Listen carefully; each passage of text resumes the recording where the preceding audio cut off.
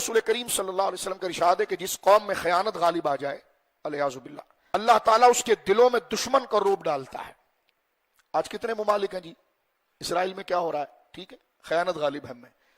خیانت روب لاتی ہے، کیونکہ مال کا حرص آ گیا نا، یہ ضائع نہ ہو۔ کتنی پتے کی بات نبی کریم فرماتے ہیں، اس لیے اتنا ذہین آدمی دنیا کے اس منصع شہود پر نہیں آیا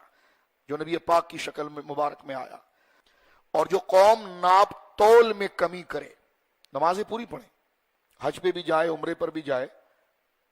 ناپ تول میں کمی کرے، ملاوٹ دبا کر کرے، پھر راشن کے بورے بھی رمضان میں بیان بانٹیں، اچھی بات ہے، وہ نفس سے اس مسئلے کا انکار نہیں ہے، لیکن اس خرابی کا انکار ہے جو قرآن نے کہا ہے کہ صرف نیکی یہ نہیں تھی کہ مشرق اور مغرب کی طرف منہ کرو، لیس البر ان تولوا وجوہکم قبل المشرق،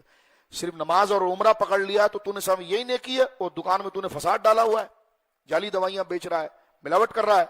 فرمایا نیکی یہ نہیں ہے، یہی نہیں ہے نیکی کہ تم عمرہ کریں، عمرہ نیکی ہے، نماز نیکی ہے، یہی نہیں ہے، وہ حقوق بھی ساتھ میں جوڑے گا جب نیکی کا۔ تو فرمایا نبی پاک صلی اللہ علیہ وسلم نے جب قوم میں خیانت غالب آ جائے تو اللہ تعالیٰ اس کے دلوں میں دشمن کا روب ڈال دیتا ہے، اور جو قوم ناپ تول میں کمی کرے اس کے رزق میں تنگی آ جاتی ہے، مال تو ہوتا ہے لیکن سکون نہیں ہوتا۔